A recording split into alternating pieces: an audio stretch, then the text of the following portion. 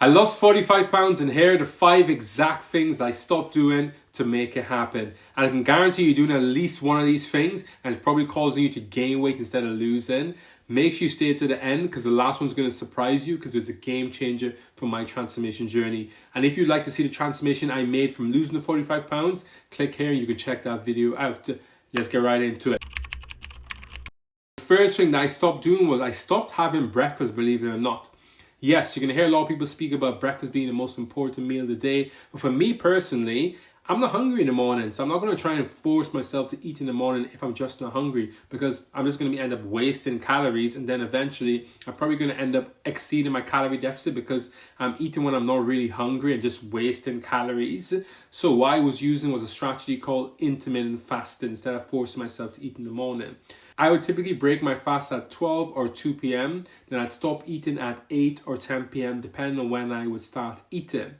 Intermittent fasting is a really great way to help control your appetite, help you control your calories a lot better in terms of calorie management because you know you have a set window when you're going to be eating your meals.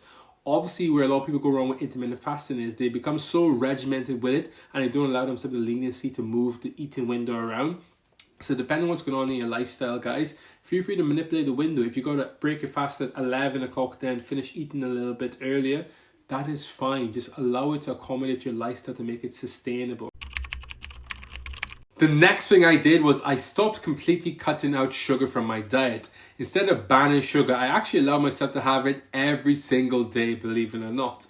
Because in the past, if I was to cut sugar out and just follow a whole clean eating diet, I typically would end up binging because I wasn't learning any self-control when it comes to the foods I was eating. And some of these processed foods, when you're not having it, they taste so good. And it's going to be really hard to resist if you're not actually learning how to balance it. So I was using a food pairing strategy with some of those sweet treats that I love to have. I would have a small sweet treat with every meal I was consuming, but nothing too crazy because otherwise I won't be able to stick to my calorie deficit. This definitely made dieting really easy because nothing was off limits within reason, of course. So try implementing this in your own journey. Number 3 is I didn't follow any new weight loss trend because typically in social media there's always a latest trend when it comes to dieting, whether it's keto, carnivore diet was trending massively at the time.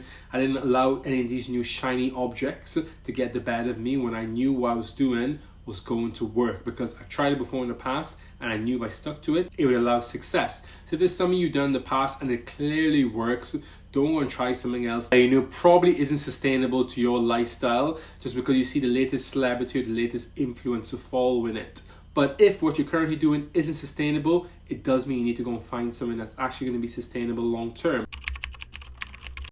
I didn't overcomplicate the transformation process. I just kept things very, very simple. And here's exactly what I did. I followed my calculated calorie intake. I hit my daily step goal every single week. I also gave myself a set cardio target, which I was aiming to do per week.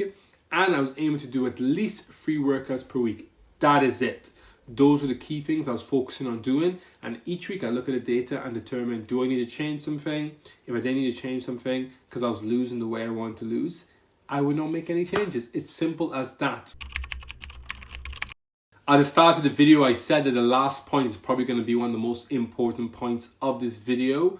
And that was I didn't allow one bad day to ruin my entire week. So many people are guilty of doing this, but I'm going to be real. This is one of the dumbest things you can do when you're trying to transform and lose weight. Because if you have one bad day at work, are you going to quit your job? No. If you have one argument with your partner in your relationship, are you going to break up?